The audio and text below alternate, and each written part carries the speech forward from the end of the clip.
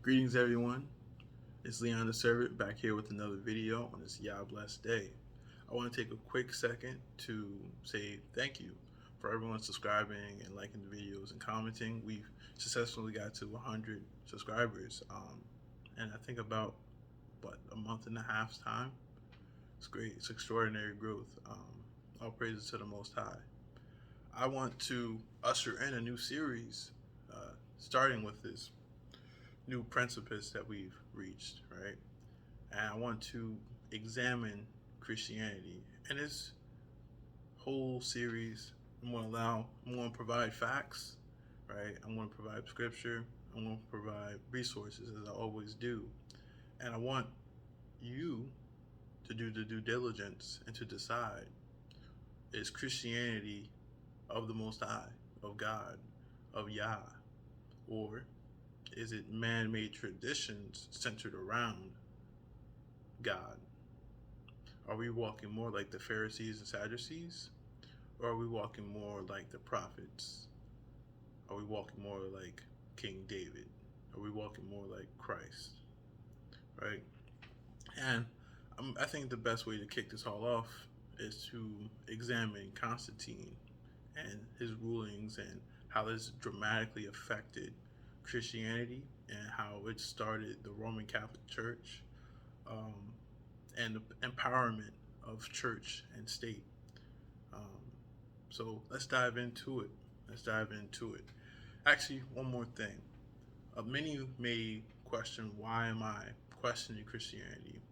As I've shown previously, we went over Thanksgiving and we also went over Halloween, which some Christians will perceive to be okay to practice. And as I'm going to reveal here on some of the things that were decided weren't of the Most High, or were just decided by people who were pagans, then we should question Christianity and its teachings, right? There's actually a lot of things that we could really go into on this series. I'm going to keep it short to the point, though, and pinpoint certain issues that I have with current Christianity and its state that it's in. So let's, without further ado, get straight into it. I want to talk about Constantine, his rulership, and how that affected Christianity, right? So let's take us back to the time. Currently, we are in 300 what is it? BC? No, that's before Christ. So we have AD, right? So we're around 300 AD, right? And during this time, there's wide persecution of Christians or of people of the faith or the people who follow the Most High, right? You have hunts going on, and practically being a person who follows the Most High was outlawed. Certain sacrifices, worships, creating altars, even praying and things of that sort, right? And then Constantine comes along. He comes into rulership, succeeding his father, and he winds up first enacting. It's called the Edict of Menland. Forgive my pronunciation if I'm saying that wrong. Which practically ended the persecution of Christians, or at least legally, right? Now, if we take it from a point of perspective, right, real quick, I just want to show you how much of a power move this really was in Constantine's favor, especially when he was out conquesting and trying to unite Rome. If you have Christians, right, for lack of a better term, scattered out abroad from in West and East Europe, East Rome, my bad, and you need something to unite them, right? You know that Christians are all around.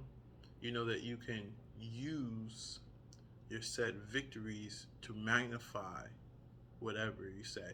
So, for instance, if I'm a war general and I've won all these wars and I attribute my victories to a certain weapon or a certain tactic, that will be magnified. But if I attribute it to a certain God, so shall that God be magnified, right? So I want to take people back and really think, what were Constantine's motives for this law being passed, right? And some may say it's because of his mother, who was a Hellenist and had some Christian ideals, right? That sounds all cool and dandy, but I want to further look into what other things that he'd done that causes a lot of people to ponder his motives, right? So let's get into it. We're going to go to my first source, right? And we will, this is a small summary of the ages of Constantine, right? And I just wanted to read it out loud and allow people to hear what it says, right? And I'll even put it in the description box in the book itself, right? The impact of Constantine on Christianity can be summarized fairly quickly. During the 30 years of his reign, more change took place in the status, structure, and beliefs of the Christian church than during any previous period of its history. See, when I'm saying that we're examining Christianity, right, I'm talking about modern Christianity. I'm talking about post-Constantine Christianity. And a lot of people don't understand that there was a huge change that happened with the Nicene code that was passed during and after. It was a result from the councils at Nicosia. Forgive my pronunciation if I'm saying these wrong. Which had dramatic impacts on what we call Christianity today, and where we can start to see a differentiating line between what the book says versus what Christians say, right? So let's keep reading on. In 306, when Constantine was first elevated by his father's troops, the imperial government was in the middle of a concord effort to remove all traces of Christian presence from the empire. When he died, speaking of his father, in 337, Christian leaders have assumed the rank, dress, and increasingly the duties of the old civic elite. Before the century ended, the tables were turned completely, with traditional sacrifices outlawed and the old state cult forbidden. Right? But Constantine's role in bringing out this reversal is more problematic. At one time, the only question that needed to be asked about the role was how sincere Constantine's conversion has been. Was he in the truth a pious son of the church, or was he rather a political mastermind who seized on the control he could gain by subordinating the well-organized and doctrinaire group to his will? Admirers point to the enormous powers and benefactions he bestowed upon the church. Right? This is where we start seeing the Roman church come into play. This is where you get the Roman part, right? The Christian character of his laws and his suppression of pagan cults. Those who argued the opposite point disdainfully at the continued presence of pagan images on his coins. For some time after 312, his unwillingness to use any but the most general terms for deity in his public utterances, and more damningly of all, evidence that he not only permitted the old cults to survive, but even actively patronized them, at least on occasion. So we have the same, we have this ruler, right? Let's make sure I'm painting this picture clearly. We have this ruler, Constantine. He comes in on the scene. He sees that, hey, we have issues on the political side. We have issues with not being completely unified. What do I do? What should I do? Now he's winning a lot of wars. He's winning a lot of battles as he's gaining more ground, right?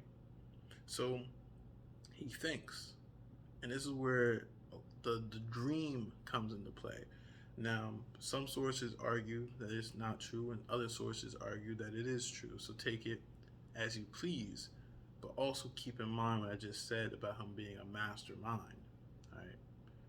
So apparently, Constantine had a dream that he had saw a cross in the dream, and it says that this is the power you should win by, right? And he had everyone put crosses on their shield that when they went into war, right? And this magnified him appearing to be a person of the cloth, or a person who follows the Most High, or should I say a Christian, right? Even though apparently he wasn't converted until he was on his deathbed, days before he died, right? So what's interesting though is that the same person who was uplifting the church is also found sporting in pagan cults or pagan traditions, right? We even see some resemblances of sun worship. Now, we're not talking about the Son of the Most High, even though that's another topic at hand. We're talking about the sun as in the luminary. So with that being said, let's move on.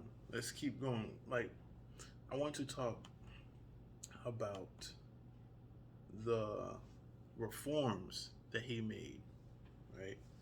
Because think of it this way. Like, take like Black Lives Matter, for instance, right? That's an activist group, right? That I don't see it growing much more than what it is now. But let's take it in the height. Take it after George Floyd and his whole thing went down. Now, if the government made more appealings to black people at that time, period, right? Let's say that they started doing some form of reparations, or they did some form of empowerment to us in positions and started electing us in certain areas, right? They ended, for instance, police crime on black people that was unjustified, which, even though it's a small amount, would be praised.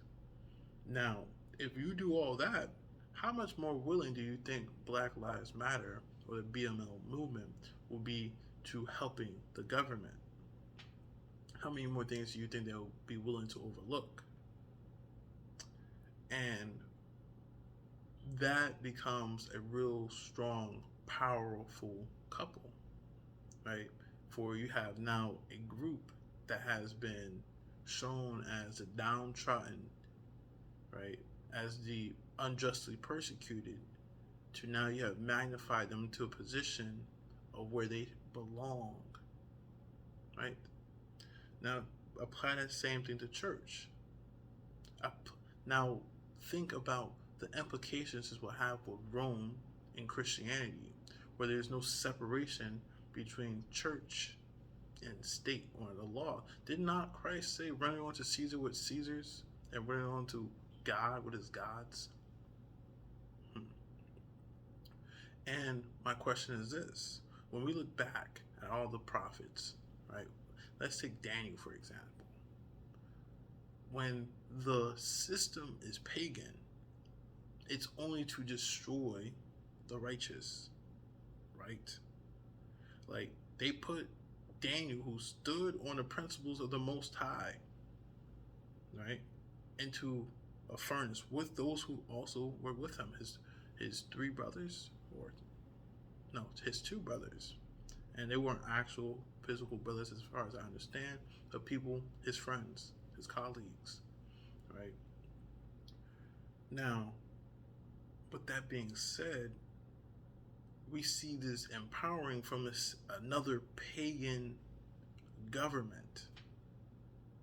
And if it doesn't lead to the same thing like it happened with Daniel, with outright persecution and trying to destroy, but it's done in a more covert manner, what things and lies do you think seeped in? What corruption will you see? All right, so let's look at some of the legal reforms that Constantine enforced, right? And it says this: Constantine's laws enforced and reflected his Christian attitudes. Here's something interesting. Crucifixion was abolished for reasons of Christians' piety, but was replaced with hanging. That's very interesting. It's very, very interesting. What people do you see struggle from hanging? What people do you vision when you hear the word hanging? I want to let that sit. To demonstrate the preservation of Roman supremacy, on March 7th, 321, Sunday which was sacred to Christians as the day of Christ's resurrection. Okay, so it's not the Sabbath, right? It's not the Sabbath.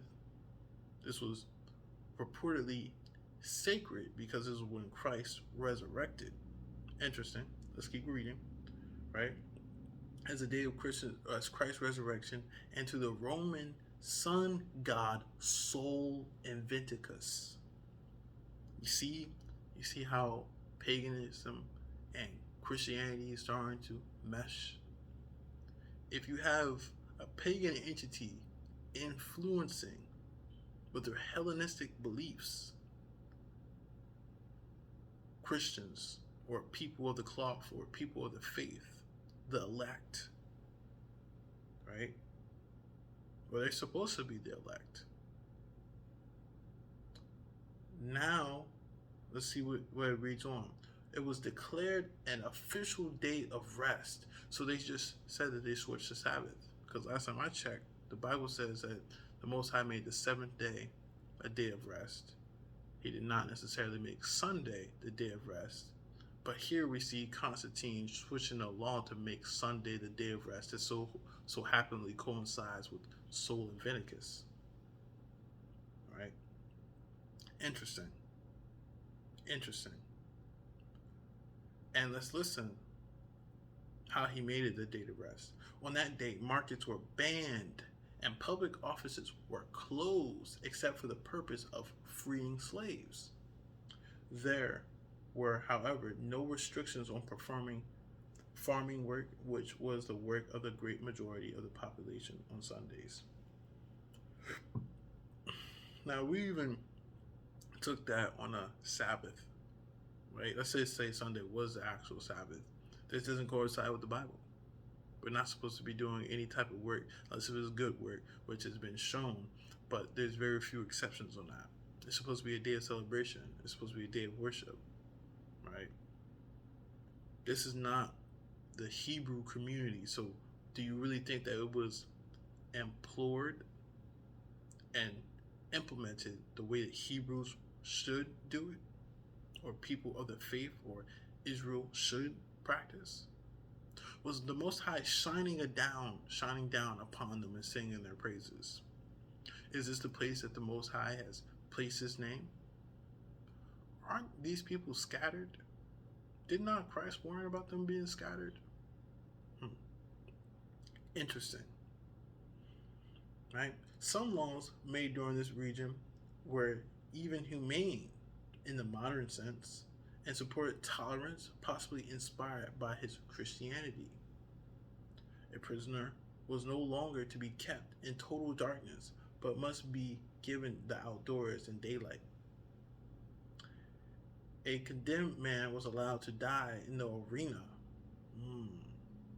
So last time I checked, you died in the arena. So what? You're gonna fight like a gladiator now? How is that humane? Please explain. But he could not be branded on his heavenly, beautified face. So we're gonna get rid of branding. Well, on the face, we're gonna still brand him by his feet. These claims to be Christianized is foolish. When it said that Rome goes into perdition, right, never destroyed, why do you think that was said such thing? When we see that and we realize that Constantine held the Council of Nicaea, or if I'm saying that wrong, please forgive me, right? What happened in that conversation? What was taking place? Right? So some would say during that time was talk of what was canon and what's not canon, what belongs in the Bible, what doesn't belong in the Bible, right? The removing of books and adding of books, right? That's one thing that is rumored to go on, and I don't doubt it. I really don't. But let's talk about what's certain, or what's at least documented with profound evidence, right? We have Arianism that was heavily debated and trying to be suppressed, which, from my understanding, it is saying that Christ was made and not was begotten, and that logistics of words truly mean that Christ, instead of being God or being made of the same stuff as God, was a creation by the Most High.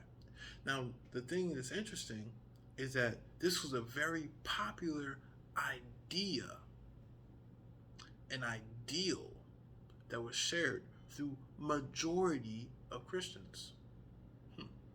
But after this council, and there was a few other councils that followed afterwards, it was eventually silenced, which is interesting. It's also interesting when you look at the scriptures that speak about how they viewed Christ. Right? And we're going to cover that in my next video, dealing with this, examining Christianity, right? We're going to cover exactly what I mean, but this is to open up the floor to question, right? Now I want to look at the Nicene Code, right? Or the Nicene Creed, which it reads, composed in part in adoption of the First Council of Nicaea in 325 and revised with additions by the First Council of Constantinople at 381, is a creed that summarizes the Orthodox faith of the Christian Church and is used in the liturgy, I think I'm saying that right, of most Christian churches. So you're telling me that something that was orchestrated by someone who is questionably a Christian and was gathered by quote unquote said bishops and high elects of the church came together and said, hey, let's hash out what it means to be a Christian, and we're going to make this code. Now my question is this: if that was needed, if it was needed, why did it not happen during the time of Christ? If it was needed, right, why didn't the Most High decide these things? Oh wait, he did during like the first 5 books of the Bible called the Torah? Interesting. See, all we see right here is that the narrative and the works are being shifted. This is what it means to be pre-Constantine, being pre-Constantine Christian, right? Means that these things like the Nicene Creed, which I implore you guys to look up and understand that this is what most churches follow, right? Baptist, Roman Catholic, um, and all the like, the Seventh Day Adventists, they get most of their teachings and their understandings from here. It's not from the book. See, it's essentially Mormonism or being a Mormon, where someone reads the Bible, then you read the interpretation of that someone's, and you follow that, right? So now a lot of these churches have an interpretation of the interpretation instead of just reading from the source, right? And if that's okay with you, so be it. But I hope that others study to show thyself approved. If the word is in front of me, why should I go outside of it? Right? There's a place for elders. There's a place for teachers. There's a place for doing what I'm doing here. But it should not supersede your own relationship with the Most High. And I don't mean to make it sound like, well, your relationship is supposed to be different than this other person's relationship. But your understanding should not be limited to via someone else, via your pastor. Because you know what? If your salvation is dictated upon your pastor, then you don't look for Christ for your salvation. You look to the Most High for your salvation. You look to your pastor for salvation. I said it. If your pastor is your salvation, that's who your master is. Whatever he says goes. How can you check it to see if your pastor is right? How can you see if he's off? How can you see if it's truly God inspired? Well, he said this was right, that was right. Did you check it? Do not be beguiled by ravenous wolves in sheep clothing. Did not say Christ say that there will be false prophets? And did he not say to listen? Why did he say listen instead of ignore? These are things that we should render into thought, right? And this probably will make many people uncomfortable, because now they think that, oh, I'm trying to toss out the Bible, oh, I'm trying to toss out Christianity. I didn't say any of that. I said we should examine Christianity because it's appeared to us that it's lied to us on a few different occasions. And I said that the scriptures seem straight, solid. I can't argue the scriptures. But these renowned men that aren't spoken of in the Bible seem to have had alternative motives, seem to have been not for the best of the people, seem to have been Pharisees and Sadducees. And if that's not worth looking into, then I guess you and I are on different diamonds. We have pastors today talking about giving to church, right? And your tithes, but then tell you that the law is done away with, but then they quote on the law. And X, Y, and Z. They will have you say, they will say this, right? The Most High's word is from everlasting to everlasting, but the word that he said to Abraham, Moses, Isaac, Jacob, to the word that he said to David is done away with. Makes no sense at all. You're reading from their playbook instead of reading from the Most High's words. We have scriptures that say that the law is worth more than gold. But those same pastors are telling you to do away with it. Why? We have scriptures that shows who the real children of Israel is, right? By looking at the mark of their curse. That was supposed to be a sign and a wonder, right? And they're not supposed to be prosperous. They're not supposed to be doing well without their Elohim or their God, right? That's the Hebrew word for God, Elohim. So if that's the case, then how are Jewish people doing so well? I mean, you really have to start questioning a lot of the things that's been taught to you. If it's not scripture based, right, then is it accurate or is it a lie? And many of us need to have this conversation. If we are in the last days of Noah, right, we're in the last days, and it's supposed to be like Sodom and Egypt, right? Then we should know what we should actually be following. We should know what makes us count like Lot. We should know what makes us count like Noah. We should know what makes our heart turn pure like David. We should know how to walk like Christ. We should know and have an understanding of the book. We should not need people to force feed it to us. It's nice to have reminders. It's nice to have encouragement. It's nice to have circles. I'm not saying anything against gathering and speaking, but you should have some type of understanding. Understanding is a principal thing, right? So we're going to examine Christianity. We're going to examine some of their teachings and see if it's scriptural, see if it's biblical, or is it merely tradition? Is it merely a web of lies? And some of you may not be happy with it, but they say, and it says, the truth shall set you free. What is it setting you free from? If you cleave onto what it dispels, right? I mean, there's more I can bring out on this Constantine. Let's talk about it real quick.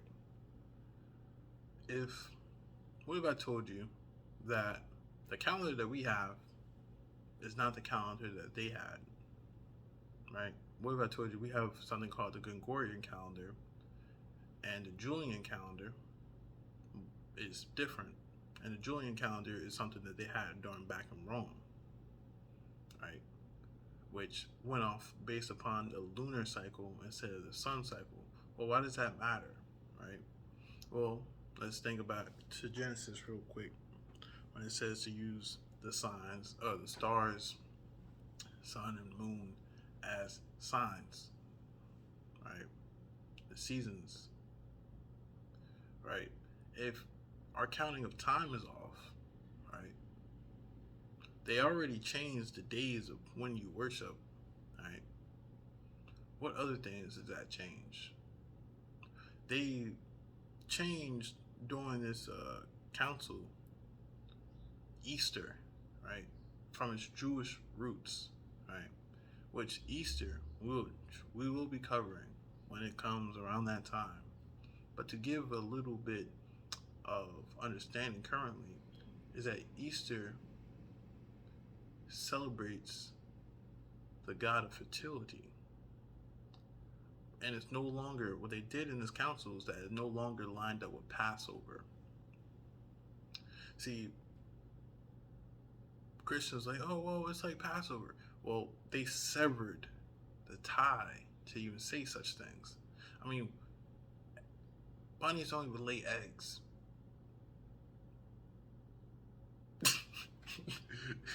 I mean, I hope that made someone chuckle as it does to me.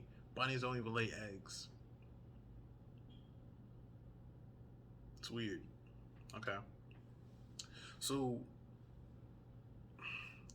I hope that I did an okay job at trying to show that Christianity needs to be examined, and we can start to see that the changes were starting to be made during Constantine. Right? Which, if that's the case, we need to examine what we believe. We need to return back to the ways of old. Right? Especially in these times. Right? Because time is running short. things is happening. We have statues being put up in front of the UN that's supposed to depict revelations. Yeah, they have. I actually, you know what? I'll show you. I'll put it up as the cover. All right. And it's crazy. So with that being said, hope that it provokes thought and is going to cause change and action. With that being said, shalom and peace.